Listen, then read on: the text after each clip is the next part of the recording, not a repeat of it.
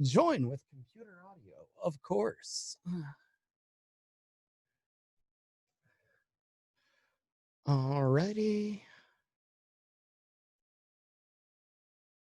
There we go. All right. So 3, 2, and 1. Well, Mayor Mike, welcome back to Mayor's Monday here, WSAU, WSAU.com. You are no longer at SpaceX. No, we gave that up. They confined me back to the police department now. Yeah, so you're back at the police department now. Okay, in our community room. Yes, yeah. They've let you back in. We're glad to see that. Give us, first off, again, we had said next month we hope we can be in the same room together. Obviously, that's not the case this month. Go ahead, hit the reset button on the GameCube for us. Give us an idea of what things are like down there in Stevens Point, because again, we're starting to see some of the COVID-19 cases go up here in portions of central Wisconsin. Just take the temperature as to where you're at right now at Stevens Point. Take your temperature, no pun intended, right? Yeah, exactly. I recently threw some numbers into a spreadsheet to try and graph some of this stuff out. Just over a month ago, we were at 15 cases in the entire county. 15. Mm-hmm. We have now exceeded 150. So in a 30-day period, we have increased the number of positive cases tenfold. The percentage of total tests has gone up slightly. We're in the 2.5 to 2.7 range of positive results versus the number of tests. And of course, we're fortunate where we haven't had any casualties as it related to COVID-19 yet. So in that regard, if there is a silver lining, that's what it is. But the state opening up and people wanting to get outside and take advantage of the weather and get together with friends is exacerbating the problem. We have instituted, about 2 weeks ago, we instituted mandatory face masks if you're visiting any of the city offices. And we've got some pretty strict guidelines for our employees, too, to make sure that not only our employees, but our customers, the citizens, are safe and they have a safe environment.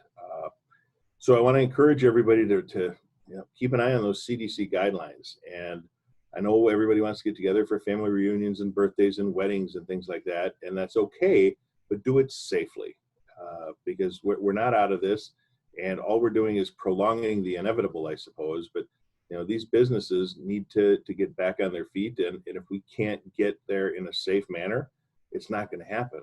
Mm-hmm. Absolutely. And has there been any talk yet about it? Maybe a second round of economic impact payments for some of these businesses. Have you considered that at all at this time? We had talked about it initially when the first round of the city stimulus went through. And at this point, no, the city's not looking at putting out an additional one because right now businesses can be open. And many of them are that, and they're following those CDC and health department guidelines. Their employees are wearing masks and gloves. They are requiring people to keep 6 feet apart, maybe only letting certain people, a certain number of people in regarding capacity. So there's many, many businesses that are doing it correctly. Unfortunately, there's still some that aren't doing it correctly, and they're not implementing social distancing. They're not taking the necessary precautions as it relates to those guidelines. And that's unfortunate. The spikes that we've been seeing, and I hesitate to say spikes because it's really been on a steady incline since about May 29th, once the state opened up again, are really due from large gatherings, birthday parties, graduation parties, weddings, things like that. That's where we're seeing a lot of those close contacts. So people need to be careful. Yeah, absolutely. And we hope that everybody does follow these guidelines and we'll get out of this sooner rather than later. But again, that's something that's not necessarily at our control. We are at the mercy of this virus, which is, we've said so many times, an enemy that we can't see right now. Right. Well, and there's some extenuating circumstances in regards to that too. So for example, you probably have heard or seen on TV the municipalities around the state that have been instituting mandatory face masks or things like that. The state statutes allow those types of health code mandates to happen only if you have a health department. So the city of Stevens Point does not have a health department of its own. The city of Madison does. We have to rely on our county health department. So Portage County has a health department, and we've really been looking to them for guidance on this. And they've been very diligent in putting out guidelines. However, there haven't been any mandates coming down from that county health department yet. If we continue to rise, I expect to see something in the near future, because we really have the job of protecting our citizens. And with cases on the rise, with no end in sight, something's got to be done. Some of the things that we've been doing economically, we talked about, the businesses being able to hang on. Sure. We've been able to relax some of our ordinances. For example, we've had what we call a sidewalk cafe license for several years now, which would allow restaurants to use a portion of the sidewalk in front of their building for additional seating space, for outdoor cafe style seating, as long as it met certain requirements.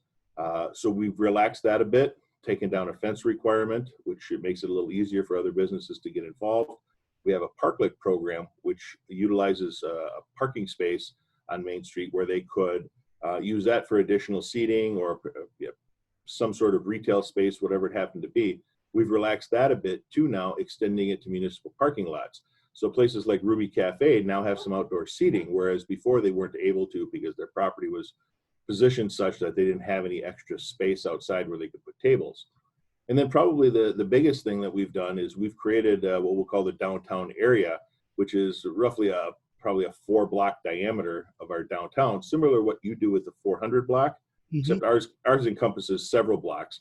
And on Wednesday, Thursday, and Friday afternoons and evenings, we have lifted our open intoxicants ordinance. So if you wanted to go down to Goose and grab a burger and a beer and walk down to the square to watch the fountain, you could do that as long as your adult beverage is in a plastic cup.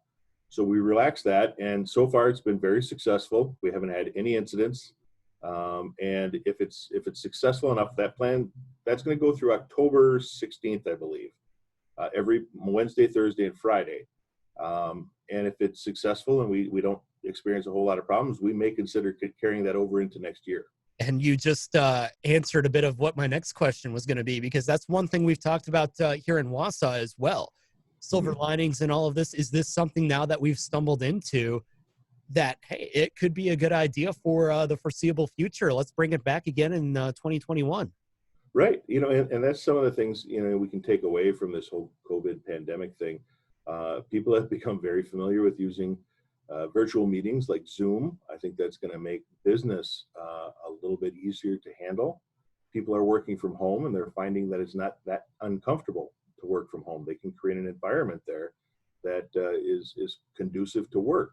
So I think you're going to see the employment market change because of this. As a result, businesses will find out that, boy, maybe I don't need that brick and mortar building as much. My employees can actually function quite effectively from home. So that may change their business models. Same thing with restaurants. I talked to several of the restaurants in the area, and we've had a very supportive community. They were doing really good business with their takeout. They could serve more people because they didn't have to worry about turning over tables. You would just, they were very busy where you call in and you pick up your food. So I think those business models are going to stay in place even after we're over this virus. Then you mentioned again the restaurants and the things that you're doing to help them out. Talk about again the kind of the thought process that went into something like that, and saying, hey, we like to eat outside on a night like this. We'd like to take our beverage and go for a walk. How has that, or I should say, how has that reception been for some of those businesses? Are they finding that, yes, indeed, this has been a great help? Well, we're still relatively new in it, but every little thing helps. So I can tell you that, with the state opening up, the guidelines recommend that you maintain 6 feet of distance, separate your tables, run at 50% capacity. When a restaurant has 50% capacity, you're probably not even going to make ends meet there, because your business model is such that you have to serve X amount of people in a given day to pay the bills and employee payroll and those sorts of things and still turn a profit. If you cut that in half, if you cut their ability to make money in half, that really puts a constraint on their ability to stay afloat. So by offering alternatives, and of course the CDC and the health organizations around the country will say that it is less likely that you would contract COVID-19 in an outdoor environment because the air is constantly moving around. So eating outdoors is actually safer in regards to the virus, but it's also more pleasant, especially on nice nights where it's not too hot and humid or there's not a ton of bugs. You get to go down to the river, watch the sunset. So it adds a little bit to your experience. And the businesses like it because they now have the ability to offer alternatives. It's not just, we have 4 tables, you could sit at one of those inside, or you can take your food and go home. They can serve it now, and they could offer additional seating through our parklet program or to the cafe style seating, or maybe they can just suggest that they, again, walk down to the park and watch the ducks or something along those lines. So it offers alternatives for the consumers as well as the business owners. Just don't feed the ducks, right? You're not supposed to feed the ducks. That's a big no-no. Do not feed the ducks, but just watch them and enjoy them. Do not get the ducks give them alcohol either. Because right, and definitely no adult beverages for the ducks. Yes, no adult. The geese, they're a little bit bigger. They're more seasoned. They could probably handle a couple of drinks, but we don't want anybody waddling around. The ducks waddle anyway. Yeah. So you get a little too much alcohol in them. Would not end well for all involved. I'll put it that. Yeah. Well, Mike, we got to talk about some good stuff as well. Obviously, again, it is summer. We've talked about getting outside and things like that. Parks are open in point to a certain extent, correct? Yes. So parks are open, and our facilities are rentable. So our lodges. But again, based on the guidelines that we get from the county health department, the event should not have more than 50 people in an outdoor setting. All of our lodges have an outdoor available seating area. So up to 50 people, that's okay. Some of the things that aren't open, the municipal pool, the COPS municipal pool, it was decided last month that we would not open, not just because of the potential for contracting COVID-19, it's kind of an economic decision as well.